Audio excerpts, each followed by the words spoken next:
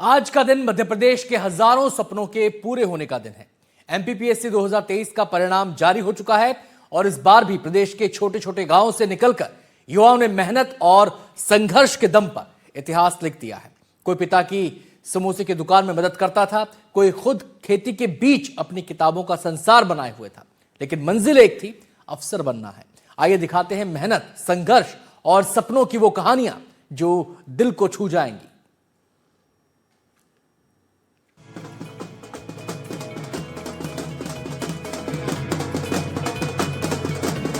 हर साल हजारों युवा इस परीक्षा में शामिल होते हैं। मुश्किलें, निराशाएं और असफलताएं, लेकिन जो टूटते नहीं वही एक दिन चमक बनकर उभरते हैं। ये है सिद्धार्थ मेहता। रतलाम के रावटी गांव से एमपीपीएससी का रिजल्ट आते ही इनके गांव में जैसे दिवाली समय से पहले आ गई। आतिशबाजी, ढोल और मुस्कुराहटें, क्योंकि गांव का बेटा अब अफसर बन गया है।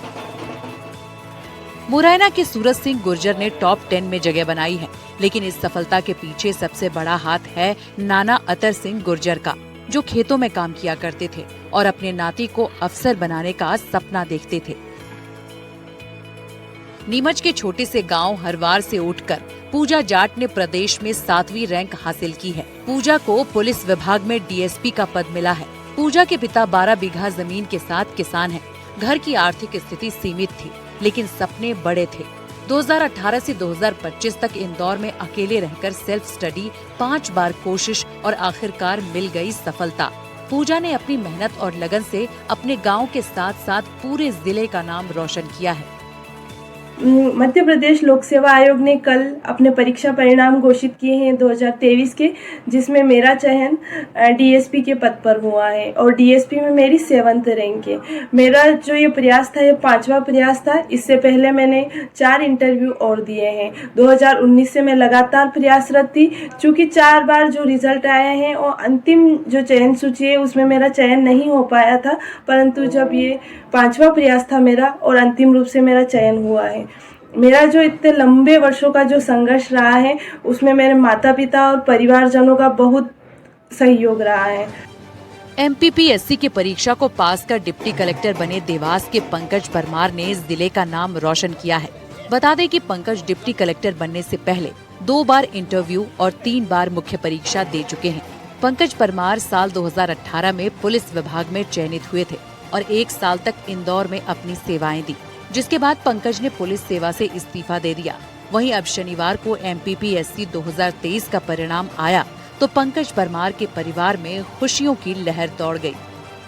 मेहनत का तो मैं इसे जोड़ के आपको बता नहीं पाऊंगा, पर जो मेरी पढ़ाई का जो दिनचर्या थी, मैं रेगुलर कम से कम एक एवरेज मान के चलते 6 से 8 घंटे में हमेशा पढ़ता था। उसमें मैं कभी भी मतलब काम चोरी नहीं करता था कि मैं आज नहीं पढ़ता हूँ, मैं परसों पढ़ लूँगा। एक डिसिप्लिन मैंने बना के रखा था कि मुझे यदि सफलता हासिल करनी है तो मुझे मतलब अनुशासित होकर ही पढ़ाई करनी पड़ेगी, ताकि मैं अपने लक्ष्य को प्राप्त कर सकूँ। आपकी पुलिस की सर्विस कब लग गई थी? कौन सा मेरा वर्ष 2018 में मैं पुलिस की सर्विस में लग गई थी। कहाँ पर थे पोस्टिंग? मैं इंदौर प्रदेश। इंदौर से शहर में के बाद आप पुलिस की नौकरी करते रहे, कई लहर है, शादी भी हो चुकी है? जी सर। शादी कौन से साल में हुई? शादी मेरी पिछले वर्ष ही हुई है, 2024। शादी के बाद भी आपने रेगुलर पढ़ाई करी? जी सर, मैं लगातार। क्या कभी आपके पीछे हमारी बहू का भी हाथ रहा कि पढ़ो लिखो, अधिकारी बिल्कुल, उनका भी सहयोग रहा। वो भी हमेशा मोटिवेट करते थे कि आप मतलब अपने जो लक्ष्य आपने बनाया है उसको बिल्कुल आप हासिल करिए, है ना। उसमें कोई भी दुविधा आएगी तो सब मिलजुल के काम करेंगे। रायसेन के भुवनेश चौहान का बीते वर्ष डीएसपी के पद पर चयन हुआ था और वर्तमान में वे पुलिस अकादमी भोपाल में ट्रेनिंग ले रहे हैं। इससे पहले वे पटवारी पद पर चयनित होकर बैतूल जिले में 3 महीने काम कर चुके हैं। इसके बाद उनका वन विभाग में एसडीओ के पद पर भी चयन हुआ, लेकिन उन्होंने उसे ज्वाइन नहीं किया। लगातार मेहनत, लगन और आत्मविश्वास के बल पर उन्होंने अब प्रशासनिक सेवा में प्रवेश कर अपने सपनों को साकार किया है। भुवनेश चौहान के पिता शेर सिंह चौहान ग्राम गुगलवाड़ा में समोसे की एक छोटी सी दुकान चलाते हैं। गरीबी और संघर्ष के बावजूद पिता ने बेटे की पढ़ाई कभी रुकने नहीं दी और मजबूत इच्छा शक्ति की बदौलत भुवनेश चौहान ने परिवार का सपना पूरा कर दिखाया। मेरा तो मानना ये है, सभी बच्चों को पढ़ाई लिखाई करना चाहिए। अपनी माँ बाप की व्यवस्था देखकर आगे बढ़ना चाहिए। और सभी बच्चों को यही कहूंगा, जिस तरह से हमारे बच्चे ने देश का नाम रोशन किया है, प्रदेश का किया है, गांव का किया है, समाज का किया है, इसी प्रकार से सभी बच्चे पढ़े लिखे और आगे बढ़े। खुशियां हैं। हमारा बेटा स्कूल में नहीं पढ़ा था और अब वो डिप्टी कलेक्टर बन गया। हमें बहुत सारी खुशियां हैं। और भी बच्चे पढ़े लिखे। हमारे दिल में अपार प्रसन्नता है। हम तो ये सोचते हैं कि हर घर से ऐसा बेटा निकले और तो संजू चौहान को सीट इन लोगों को लेना चाहिए कि इतनी मतलब 50 पैसे 1 रुपए का समोसा बेच कर उनके पिताजी ने आज इतनी ऊंचाइयों तक पहुंचा है। तो हर लड़के को ये सोचना चाहिए कि हमको भी ऐसी ऊंचाइयों पर जाना है। और भुवनेश जी ने तो ये हमारी समाज का, गांव का और प्रदेश का, देश का क्या नाम रोशन किया है, इसके लिए हम उस बालक को और पूरे परिवार को दिल से बहुत बधाई देते हैं, शुभकामनाएं देते हैं। ऐसी गरीब परिस्थिति में उन्होंने पढ़ के और ये नाम इतना ऊंचा किया है, इसके लिए बहुत बहुत बधाई, शुभकामनाएं। सिवनी की शीतल ठाकुर पहले से ही जनपद पंचायत की सीईओ थी, लेकिन सपना यही नहीं रुका और अब MPPSC 2023 में 23वीं रैंक। शीतल ठाकुर के चयन की खबर सुनते ही उनके साथी और परिवार के लोगों में खुशी की लहर दौड़ गई। शीतल ठाकुर के घर पर मिठाई और बधाइयों का तांता लगा हुआ है। मेरा जो सिलेक्शन है वो MPPSC 2023 सिविल सर्विस एग्जामिनेशन में हुआ है। इसमें DCP पोस्ट 24 थी और मेरा जो उसमें रैंक है वो 20 थी। ये मेरा सेकंड अटेम्प्ट था। फर्स्ट अटेम्प्ट में मैं एज जनरल CO सिलेक्ट थी और अभी मैं वर्तमान में सिवनी डिस्ट्रिक्ट में रंसौर में पोस्ट हूँ। मेरे परिवार को बहुत सपोर्ट मिला, स्पेशली मेरे फादर का, क्योंकि मेरे घर में मुझे घर के काम कुछ आते नहीं थे, खाना बनाना नहीं आता था, कुछ भी नहीं आता। मेरी मम्मी बहुत फोर्स करती थी, खाना सीख क्या करेंगे बड़े होके, पर मेरे फादर ऐसे थे कि नहीं, इसे पढ़ने दो, इसे पढ़ना है, ये अच्छी पढ़ेगी, तो उनका बहुत ज्यादा सपोर्ट था। दतिया के अक्षांश श्रीवास्तव ने साबित कर दिया है कि कोचिंग नहीं, हौसला जरूरी है। घर की आर्थिक स्थिति कमजोर थी, लेकिन सेल्फ स्टडी और आत्मविश्वास ने उन्हें डिप्टी कलेक्टर बना दिया। अक्षांश श्रीवास्तव के पिता जितेंद्र श्रीवास्तव होम गार्ड के जवान हैं। अक्षांश की 2 बड़ी बहनें हैं।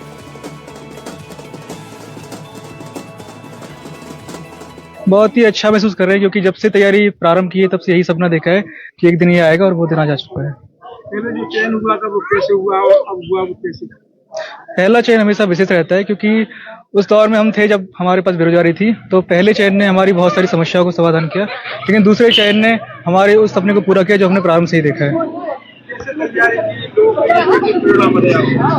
तैयारी के लिए मैं कहूँगा कि हमेशा खुद के ऊपर भरोसा करें। बेशक कोचिंग हमारी सहायता करती है, लेकिन जो सिलेक्शन की है वो सेल्फ स्टडी और निरंतर प्रैक्टिस और रिवीजन है।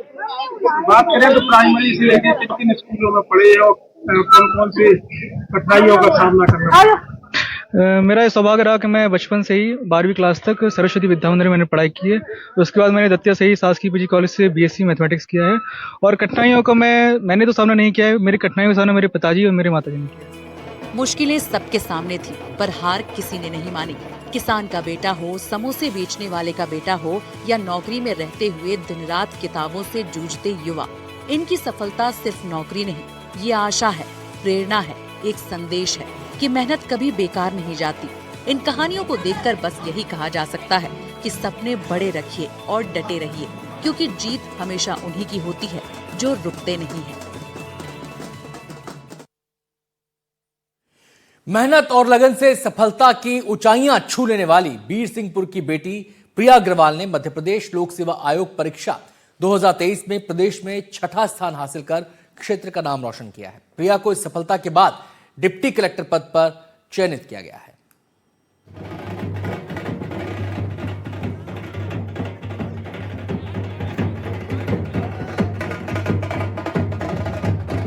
कौन कहता है कि आसमान में सुराख हो नहीं सकते? एक पत्थर तो तबीयत से उछालो यारो। हौसलों की उड़ान इंसान को कहां से कहां तक पहुंचा सकती है, इसका जीता जागता उदाहरण सतना में देखने को मिला। सतना में एक छोटे से परिवार की बेटी प्रिया अग्रवाल ने वो कर दिखाया जिससे ना सिर्फ ये बिरसिंहपुर का छोटा सा कस्बा सतना जिले बल्कि पूरे मध्य प्रदेश में हर उस बेटी के परिवार को फक्र है जो बचपन से ये सपना संजोता है कि एक दिन उसकी बेटी उसका और उसके परिवार का बड़ा नाम करेगी। प्रिया अग्रवाल यहाँ पर हमारे साथ मौजूद हैं। प्रिया, बहुत बहुत बधाई आपको एनडीटीवी की तरफ से। Thank you so much. आप और आपके परिवार का जो संघर्ष है, इतने सालों का संघर्ष है। पहले हम आपके पिता से बात करना चाहेंगे। क्या शुभ नाम है आपका? विजय कुमार। विजय जी, आपकी बिटिया ने वो कर दिखाया है जो हर बाप का एक सपना होता है कि मेरी बेटी आज वो कर दिखाएगी। हमारी बेटियां बेटों से कहीं कोई कम नहीं है। कैसा महसूस कर रहे हैं इस गर्व? बहुत अच्छा महसूस कर रहे हैं, बहुत अच्छा लग रहा है। और आगे हम बच्चों को यही सलाह देंगे, जो और बच्चे हैं इनकी देख पर चलें और इनकी सोच पे आगे बढ़ें। कैसा महसूस कर रही है अपनी बिटिया? बहुत बढ़िया महसूस कर रहा है। इस बार कितनी मेहनत और कितना संघर्ष रहा इसकी यहाँ तक की लड़ाई में? संघर्ष कर लिया है बेटी ने आज गर्व महसूस कराया आपको, पूरे बिरसिंहपुर को, सतना को, प्रदेश को। चलिए प्रिया, आपसे पूछते हैं। बहुत बहुत बधाई, बहुत बड़ा संघर्ष का समय रहा आपका। बहुत लंबा टेन्योर हो गया, बहुत ज्यादा। कभी लगा ऐसा, कभी डिप्रेस्ड फील किए? डिप्रेस्ड तो ऐसा था कि कभी ये नहीं लगा कि सिलेक्शन नहीं होगा, क्योंकि मुझे पता था कि मैं कर लूंगी, क्योंकि लगातार 2019 से जब भी मैंने मेंस दिया है हर बार मेरा सिलेक्शन हुआ है। बस मैं वो कमी ढूंढती थी कि 2-4 नंबर मेरे कहाँ पे कम है जिससे मैं दूसरों से पीछे हूँ, बस जिसके कारण मैं डिप्टी कलेक्टर नहीं बन पा रही थी। सिलेक्शन तो मेरा 2021 में हो चुका था। 2019-20 में नहीं हुआ, तब जरूर थोड़ा डिप्रेस्ड हुई थी कि क्या मैं इस लायक नहीं हूँ, सबका सिलेक्शन हो गया मेरे साथ वालों का, क्या मेरे अंदर इतनी क्षमता ही नहीं है शायद। लेकिन घर वालों ने कभी हार नहीं मानी, मेरे से ज़्यादा मोटिवेटेड हमेशा ये लोग रहते थे। इवन मेरे घर के छोटे छोटे बच्चे भी कि दीदी सिलेक्ट हो जाएगी तो हम ये करेंगे, तो इनके जब इन लोगों को देखती तो मुझे ऐसा लगता कि नहीं, इनके लिए करना है। कहीं किस्मत का एक एक्स फैक्टर रुका हुआ था, बाकी चीजें सब पूरी तो वो सबकी इतनी मन्नत मांगते थे सभी लोग घर में, तो मुझे लगता है ये सब उनका, मेरी मेहनत तो थी ही साथ में इन लोगों का। हमारे साथ प्रिया के गवर्नमेंट स्कूल के प्रिंसिपल भी मौजूद हैं। सर, क्या शुभ नाम आपका? सुंदरलाल द्विवेदी। सुंदरलाल जी, आपकी बिटिया ने, आपकी स्कूल की बिटिया ने, आपकी नगर की बिटिया ने पूरे प्रदेश में धमाल मचा दिया है, किस रूप में देखते हैं? मैं तो देखता हूँ कि शंकर जी की कृपा है और इस लड़की की दृढ़ इच्छा शक्ति है, उसके कारण इसको सफलता मिली। मैं बहुत खुश हूँ। आपकी दीदी ने जो है इतना बड़ा धमाल मचाया है, किस रूप में देखते हैं? सर, आज तो मतलब ये अनएक्सपेक्टेड मोमेंट था लाइफ में। एक बार सपना देखा था आज से 10 साल पहले हम लोगों ने, जब ये 2014 में पहली बार ये हुआ कि सिविल सर्विसेज की तैयारी करनी है 12th के बाद, तो ये हुआ कि मतलब कैसे जाएंगे, इतने सारे घर में फाइनेंशियल क्राइसिस, पापा जी का इतना वो छोटा सा, हम 3 बच्चे एक बराबर के, तीनों को एक साथ बाहर जाना था, इंदौर जाना था। तो भैया की एक छोटी सी जॉब थी स्टार्टिंग में, और पापा का सपोर्ट था, और घर वालों को, बड़े भैया लोग का, ताऊ जी लोग के साइड से सपोर्ट था। तो हम लोगों ने धीरे धीरे कैसे भी करके हिम्मत, एक साथ तीनों बच्चे निकले, और एक साथ तीनों बच्चों ने साथ में पढ़ाई की इंदौर में। बहुत सारे थे लाइफ में, दूसरों को देखते थे, जब लोगों से कंपेयर करते थे कि लोग इतना आगे जा रहे हैं, हम लोग तभी पिछले 10 साल से पढ़ाई ही कर रहे हैं। तो उस टाइम में हम तीनों की यही बातें हुआ करती थी कि आज जितने भी कॉम्प्रोमाइज़ेस है अभी कर लेने हैं लाइफ में, जितने भी शौक है सब रोक लेना है, कि 10 साल हम नहीं करेंगे अपने लाइफ में शौक। लेकिन हाँ, एक मोमेंट वो आएगा लाइफ में कि हाँ फिर वो करेंगे कि जब पूरे बैकलॉग जो है सारे एक साथ क्लियर हो जाएंगे, बैकलॉग सारे।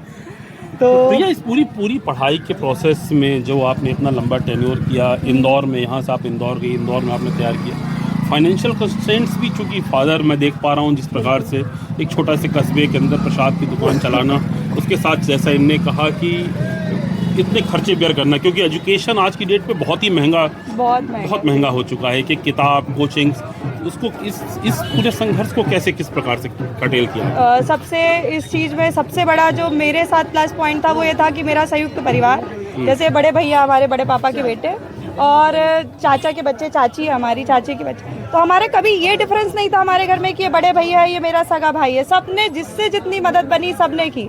उनका भी सपना था कि प्रिया बने सिलेक्ट हो, जिससे जितना फाइनेंशियल हेल्प बने, मोटिवेट करना, सभी हेल्प करते थे। तो ये चीज़ें इससे भी मैनेज हुई। इसके साथ मेरे बड़े भैया, सबसे ज़्यादा इस संघर्ष में योगदान जो अभी यहाँ पे नहीं है, अभी जॉब में है अपनी, उनका था कि जब मेरा कॉलेज कंप्लीट हुआ, हमने सपना देखा कि PSC करना है, तो उनकी 14,000 सैलरी हुआ करती थी, उसमें से आधा खर्चा वो मेरा उठाते थे, आधे में खुद का खर्चा चलाते थे। फिर छोटे भाई को पढ़ाया, हम दोनों का पूरा खर्चा, इवन मेरे सिलेक्शन तक का, अभी तक का वो उठाते थे।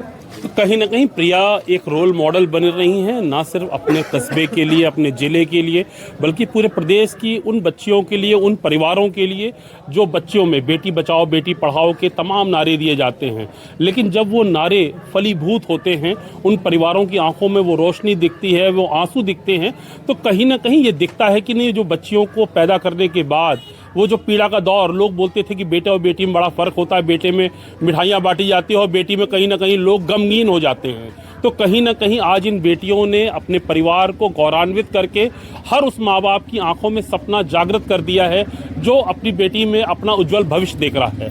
सतना के बिरसिंहपुर कस्बे से ज्ञान शुक्ला, एनडीटीवी के लिए।